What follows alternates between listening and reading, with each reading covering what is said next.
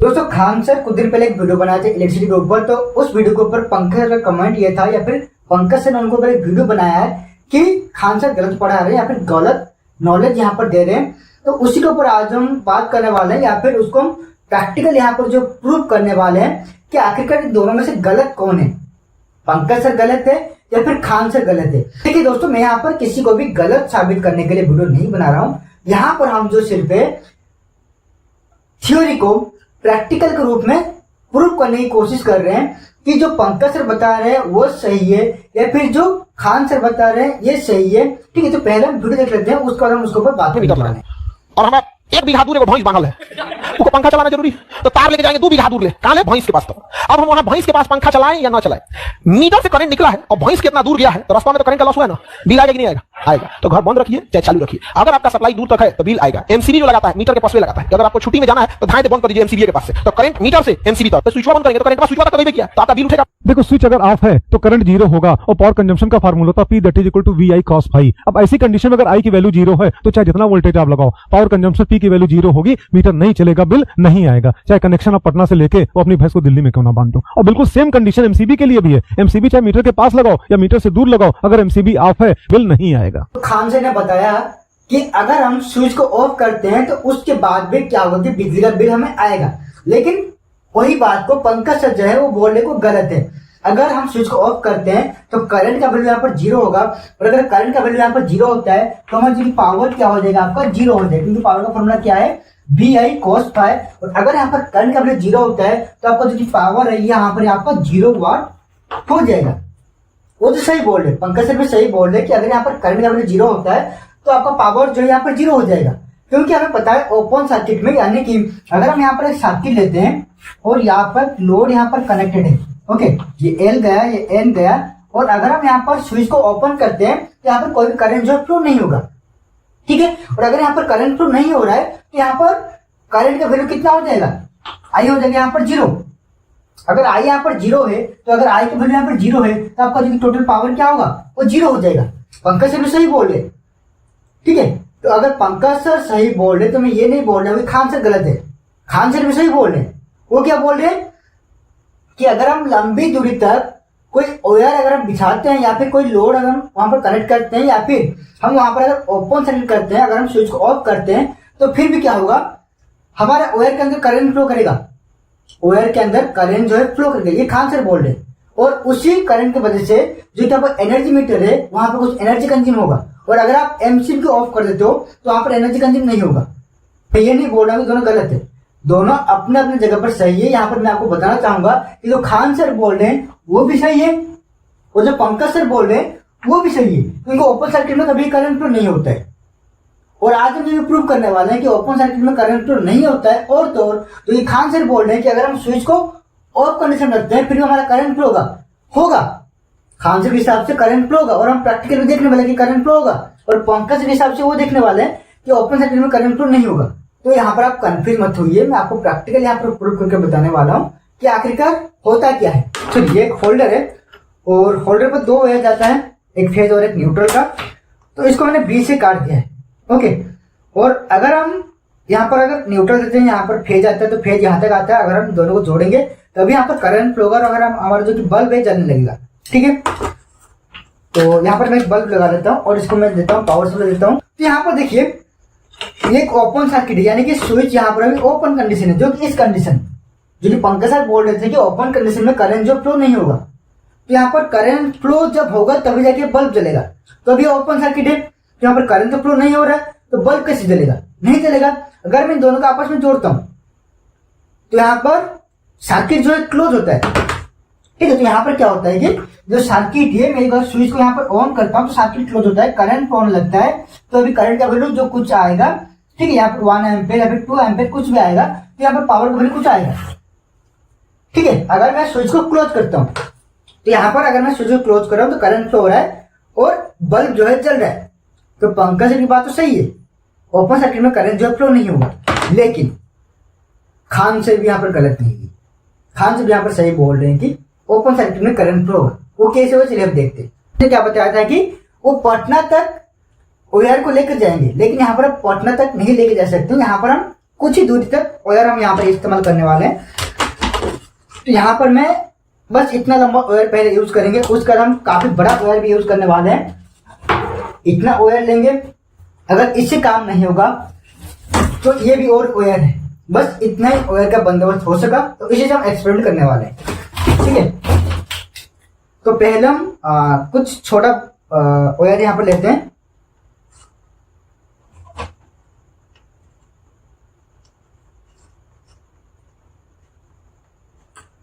तो यहाँ पर मैंने इन दोनों के साथ 2 वायर और जोड़ा है। तो यह भी देखिए यहाँ पर क्या है, यह भी ओपन सर्किट है। ठीक है, अगर मैं इसको सप्लाई देता हूं और अगर हम इन दोनों को जोड़ेंगे तभी जाके बल्ब जलेगा, तभी जाके यहाँ पर बल्ब जो है वो जल रहा है। अभी ये ओपन है, तो देखते हैं, पावर ऑफ करके देखते हैं। तो शायद यहां पर आप देख सकते हो कि जो कि बल्ब है थोड़ा बहुत ग्लो कर रहा है। ठीक है, जो कि बल्ब है थोड़ा बहुत ग्लो कर रहा है और यहाँ पर ये 2 वायर है ओपन है। अगर मैं इन दोनों को आपस में जोड़ता हूं तभी जाके बल्ब जल रहा है, लेकिन अगर मैं इन दोनों को ओपन कर देता हूं तो फिर भी ये बल्ब जल रहा है लेकिन दिखाई नहीं दे रहा है। अगर मैं लाइट यहाँ पर ऑफ करता हूं तभी जाके दिखाई देता है कि जो कि बल्ब है थोड़ा बहुत जल रहा है। ठीक है, तो ये किस वजह से जल रहा है, यहाँ पर कुछ करंट फ्लो हो रहा है तभी तो बल्ब जल रहा है। अगर यहाँ पर करंट फ्लो नहीं होगा तो बल्ब जो है नहीं जलेगा। ओके, तो यहाँ पर हमने बस छोटा ही एक वायर लिया था। अभी हम क्या करेंगे, यहाँ पर एक बड़ा वायर लेके देखते हैं कि यहाँ पर क्या होता है। ठीक है, यहाँ पर हम इतना सारा वायर अभी लेने वाले हैं। तो ये इसके 2 पॉइंट है।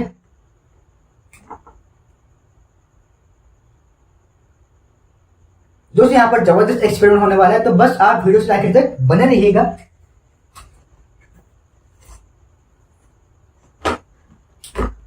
तो ये वायर का ये इसका एक पॉइंट है, ये इसका एक पॉइंट है। तो इस पॉइंट के साथ हम ये जो कि बल्ब का 2 पॉइंट है इसको हम जोड़ लेते हैं। अगर आप इसे घर पर ट्राई करो जरा सावधानी से कीजिए, क्योंकि यहाँ पर पावर सप्लाई जो कि 220 वोल्ट या 30 वोल्ट का होता है, जो कि बहुत डेंजरस होता है। ठीक है, और अभी हम इसको पावर सप्लाई देते हैं।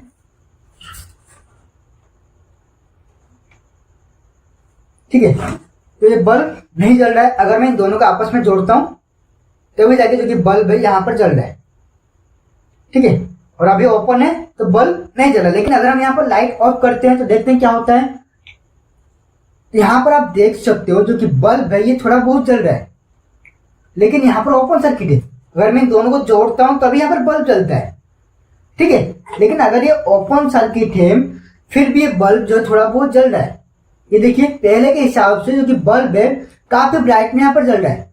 पहले हमने जो कि छोटा वायर इस्तेमाल किया था तभी जो कि बल्ब है बस थोड़ा बहुत ग्लो कर रहा था, लेकिन अभी के मुकाबले क्योंकि हमने यहाँ पर ज्यादा वायर को जोड़ दिया है तो अभी जो कि बल्ब है थोड़ा इसका जो कि ब्राइटनेस बढ़ चुका है, क्योंकि यहाँ पर जो कि करंट फ्लो है वो ज्यादा हो रहा है। जितना ज्यादा करंट फ्लो होगा उतने ज्यादा ये बल्ब ग्लो करेगा। ठीक है, तो उस हिसाब से ज्यादा वायर जोड़ने से करंट ज्यादा यहाँ पर फ्लो हो रहा है, जिसकी वजह से इसका जो कि ब्राइटनेस यहाँ पर बढ़ चुका है। अभी हम क्या करते हैं कि यहाँ पर और ज्यादा वायर को जोड़ते हैं। ठीक है, तो ये तो इतना वायर है। अभी मैं यहाँ पर और ज्यादा वायर लेता हूँ। अभी मैं इतना सारा यहाँ पर वायर लेता हूँ। ठीक है, तो अभी देखते हैं क्या होता है यहाँ पर, और इसका भी हम इसके पीछे का राज हम समझने वाले हैं कि आखिरकार ऐसा हो क्यों रहा है, और टेस्ट भी करने वाले हैं कि आखिरकार यहाँ पर करंट क्यों फ्लो हो रहा है। और यहाँ पर मैं एक एनर्जी मीटर ले रहा हूँ, देखने वाला है कि असल में इसके अंदर कुछ एनर्जी कंज्यूम होता है या फिर नहीं। ठीक है, तो यहाँ पर जो कि वायर है ये बढ़ चुका है। ओके, तो अभी इस वायर का ये 2 पॉइंट है, एक साइड का और दूसरे साइड का ये 2 पॉइंट है। ठीक है, तो अभी मैं क्या करता हूं कि इसको इसके साथ जोड़ लेता हूं, जो कि मैं सारे वायर को यहां पर सीधे कनेक्शन कर रहा हूं।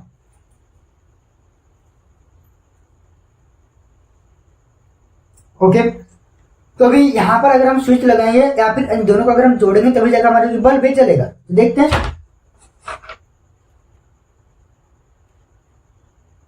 अभी भी आपने देखा होगा, तो देखिए बल्ब यहाँ पर ऑफ कंडीशन में, लेकिन अगर मैं यहाँ पर पावर सप्लाई को देता हूँ, बल्ब जो है थोड़ा सा ब्राइट यहाँ पर जल रहा है, लेकिन अगर मैं इन दोनों को जोड़ता हूँ तो बल्ब जो है फुल ब्राइट में यहाँ पर ग्लो कर रहा है, क्योंकि बल्ब है फुल ब्राइट में यहाँ पर ग्लो कर रहा है। शायद आपको दिख रहा होगा, देखिए अगर मैं इन दोनों को जोड़ता हूँ तो बल्ब जो है फुल ब्राइट में यहाँ पर ग्लो कर रहा है, लेकिन अगर मैं इन दोनों को ओपन करता हूँ तो बल्ब जो है आपको जलता हुआ नहीं दिख रहा है, क्योंकि यहाँ पर करंट फ्लो नहीं हो रहा है।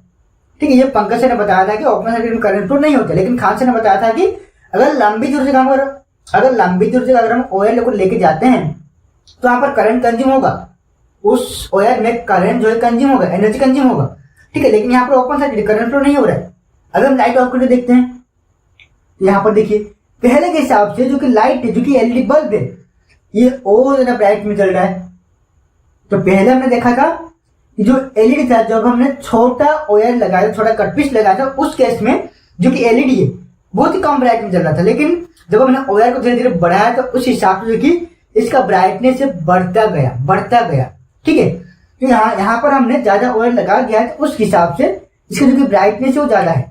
लेकिन अगर मैं इन दोनों को आपस में जोड़ता हूं तो फुल ब्राइट में चलता है, लेकिन अगर मैं यहाँ पर ओपन करता हूं तो ब्राइटनेस कम होता है। ठीक है, तो इसका मतलब क्या है कि ओपन सर्किट में भी थोड़ा बहुत करंट फ्लो हो रहा है। ओपन सर्किट में भी थोड़ा बहुत करंट जो है फ्लो हो रहा है। वो किस कंडीशन में, वो किस वजह से फ्लो हो रहा है, वो जगह समझ लेते हैं। क्या हो रहा है कि जो कि फेज है यहाँ पर धीरे धीरे वो बढ़ता जा रहा है, जो कि उसका एरिया है वो धीरे धीरे यहाँ पर बढ़ता जा रहा है, जो कि उसका लेंथ है धीरे धीरे यहाँ पर बढ़ता जा रहा है। ठीक है, तो यहाँ पर क्या होता है कि ये जो दो वायर है ये आसपास है। ठीक है, जो दो वायर है ये आसपास है। ठीक है, इसके अंदर जो कि दो वायर है ये आसपास है, तो इसके अंदर क्या होता है कि कुछ लीकेज करंट फ्लो होता है। ठीक है, इन दोनों के अंदर क्या होता है कि कुछ लीकेज करंट फ्लो होता है। वो किस वजह से होता है? वो होता है इस वजह से क्योंकि इसके अंदर एक आयोनाइजेशन क्रिएट होता है। ठीक है, एक आयोनाइज होता है, उसकी वजह से करंट जो होता है एक कंडक्टर से दूसरे कंडक्टर की ओर फ्लो होता है। वो किस वजह से होता है? क्योंकि जो कि करंट जो कि कंडक्टर है क्या है, तो ये आपका एक कंडक्टर है, ओके, उसके पास और एक कंडक्टर है। ठीक है, तो ये जो कंडक्टर है इसके ऊपर एक इंसुलेशन लगा हुआ है। ठीक है, तो ये जो कंडक्टर है इसके ऊपर क्या होता है कि इंसुलेशन लगा हुआ होता है। जो कंडक्टर है इसके ऊपर एक इंसुलेशन लगा हुआ है। ठीक है, तो आपने देखा हुआ कैपेसिटर वो कैसा होता है, इसका एक पॉजिटिव प्लेट होता है और एक नेगेटिव प्लेट होता है, और बीच में क्या होता है कि आपका डाइलेक्ट्रिक मेटल होता है जो कि एक इंसुलेशन भी कहा जाता है। ठीक है, तो एक कैपेसिटर के अंदर भी करंट फ्लो होता है, वो किस वजह से होता है? इलेक्ट्रिकल फील्ड की वजह से। ठीक है, इसके अंदर क्या होता है कि इलेक्ट्रिकल फील्ड की वजह से इसके अंदर करंट जो है वो फ्लो होता है। तो यहाँ पर भी वही कंडीशन अप्लाई हो रहा है। यहाँ पर क्या हो रहा है, ये जो कंडक्टर ये आपका एक प्लेट है, ये जो कंडक्टर ये आपका एक प्लेट है।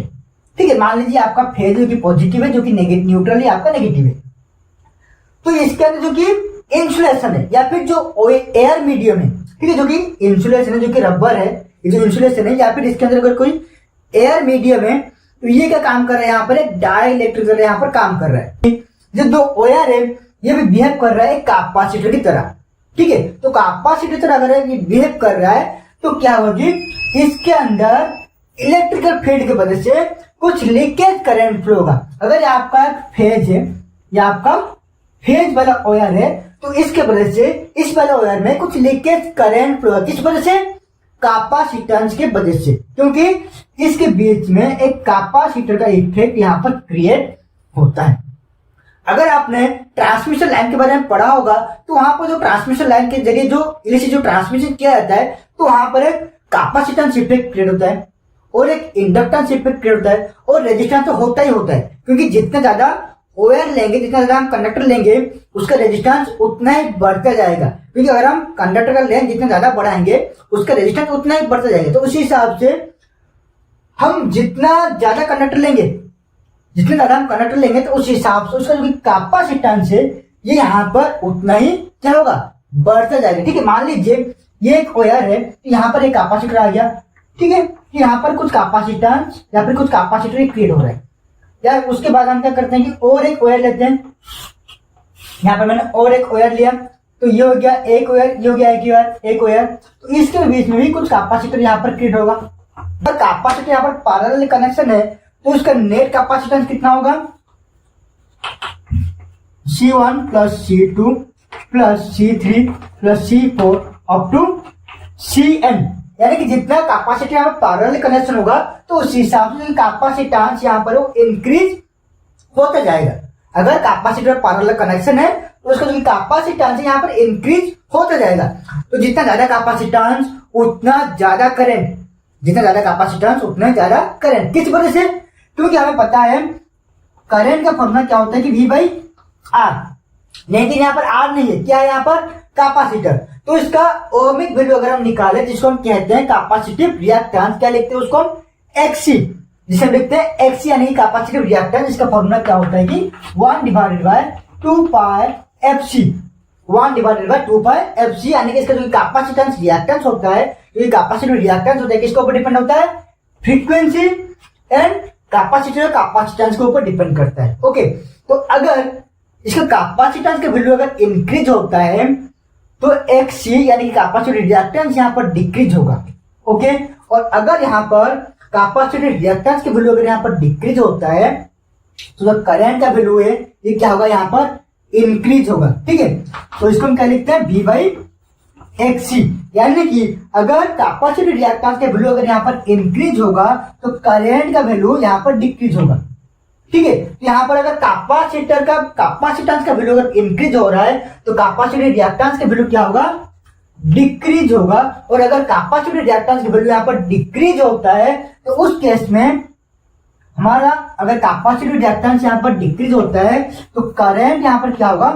इंक्रीज होगा। ठीक है, तो इसी की वजह से अगर हम जितने ज्यादा कंडक्टर लगाएंगे तो उस हिसाब से हमारा जो करंट यहाँ पर इंक्रीज होता जाएगा। ठीक है, तो यहां तक समझ में आ गया होगा। अभी और भी यहाँ पर बहुत कुछ बाकी है। तो पहले हम चेक कर लेते हैं कि अगर हम यहाँ पर एक एनर्जी मीटर को कनेक्ट करते हैं तो क्या ये एनर्जी मीटर इसके अंदर फ्लो होने वाले करंट को ये कंज्यूम या फिर मेजर कर सकता है? चलिए देखते हैं। तो मैंने जो कि एनर्जी मीटर है इसको मैंने कनेक्शन कर दिया। ये इसका इनपुट वाला वायर है, ये इसका आउटपुट वाला वायर है। ठीक है, और इसका आउटपुट पर मैंने जो कि इतना सारा वायर है इन सबको मैंने कनेक्शन कर दिया है और यहाँ पर मैंने लोड को भी कनेक्ट कर दिया है जो कि अपना 0 वाट का बल्ब है। ठीक है, मैंने आपको जो एक्सपेरिमेंट अभी दिखाया तो यहाँ पर मैं यूज कर रहा हूँ 0 वाट का बल्ब जो कि 0.5 वाट का बल्ब होता है। ठीक है, अगर मैं यहाँ पर हाई पावर का बल्ब यूज करूंगा तो ये वर्क नहीं करेगा क्योंकि यहाँ पर जो करंट फ्लो है बहुत ही कम करंट फ्लो होता है जो कि यहाँ पर हम देखने वाला है। ठीक है, तो यहाँ पर मैंने एक 0.5 वाट का या फिर 1 वाट का बल्ब मैंने यहाँ पर कनेक्ट किया है और यहाँ पर मैंने जो कि अपना एनर्जी मीटर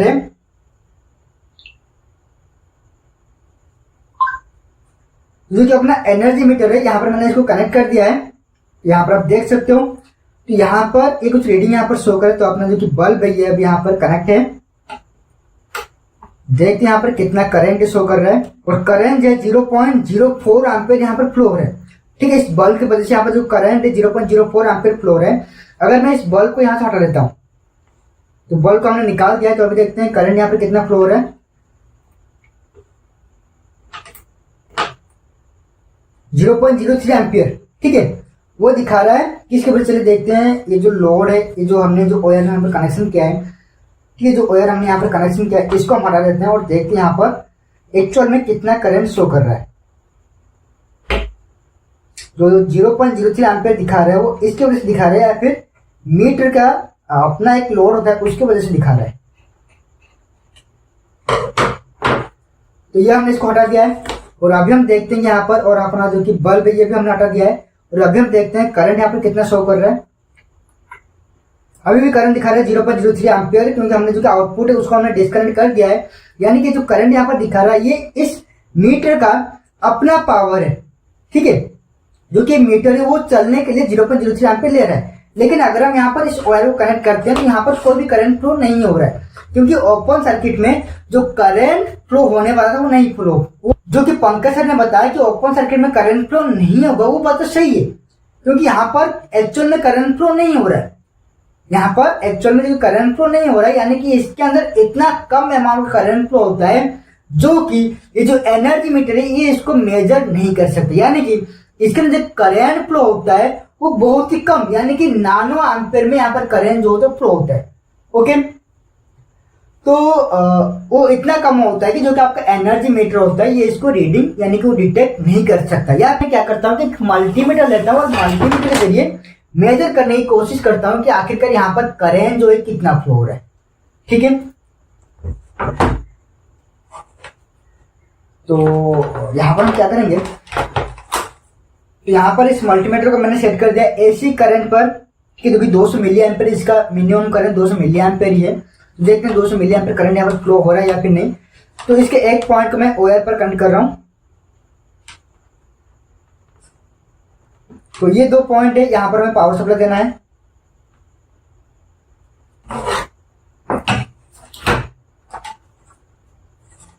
तो एक वायर को पावर सप्लाई गया ये वाला और दूसरा गया मल्टीमीटर में, यानी कि अभी अपना जो सर्किट है आपका ओपन सर्किट, जो कि यहाँ पर ओपन सर्किट है। ओके, तो अभी हम इसको देते हैं पावर सप्लाई देते हैं। ठीक है, यहाँ पर पावर सप्लाई आ चुका है और यहाँ पर आप देख सकते हो कि मल्टीमीटर है, यह आपका करंट शो कर रहा है 0 एम्पियर, यानी कि 0 मिली एम्पियर। हमने इसको सेट किया है 200 मिली एम्पियर पर, जो कि दिखा रहा है आपका 0 मिली एम्पियर, यानी कि यहाँ पर करंट जो इतना कम करंट फ्लो हो रहा है जो कि आपका मल्टीमीटर भी रीड नहीं कर पा रहा है। ठीक है, तो मैं क्या करता हूँ कि यहाँ पर डीसी है 2 मिली एम्पियर, तो डीसी में एक बार सेट करते हैं, क्योंकि डीसी में भी एसी का जो कि आरएमएस वैल्यू वो डीसी के साथ मतलब कि तकरीबन आसपास होता है, तो शायद कुछ आ जाए।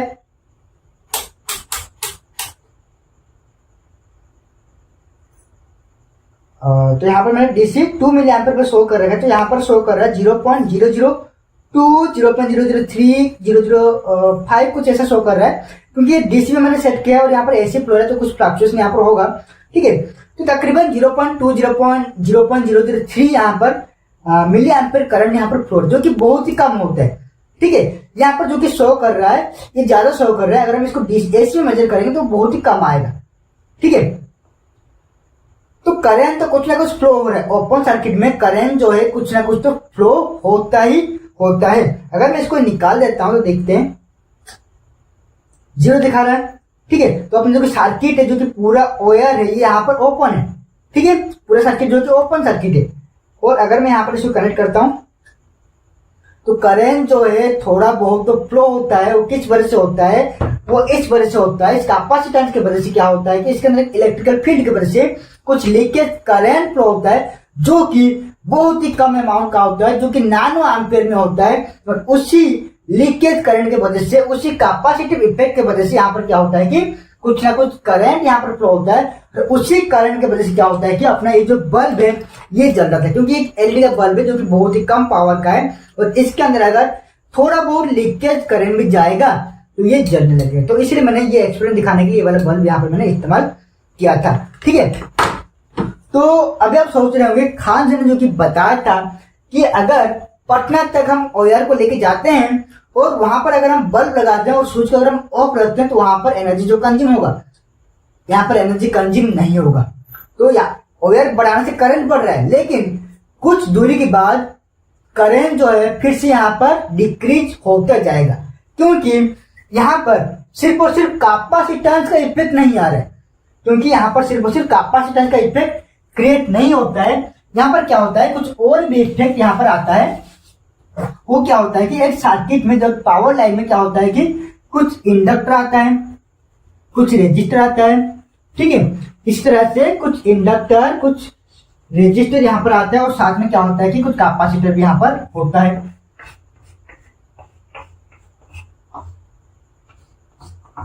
ओके, अगर हम बात करें 2 लाइन की, यहाँ पर अगर 2 फेज होगा तो नीचे वाला फेज में भी वही इंडक्टर आएगा, रेजिस्टर आएगा।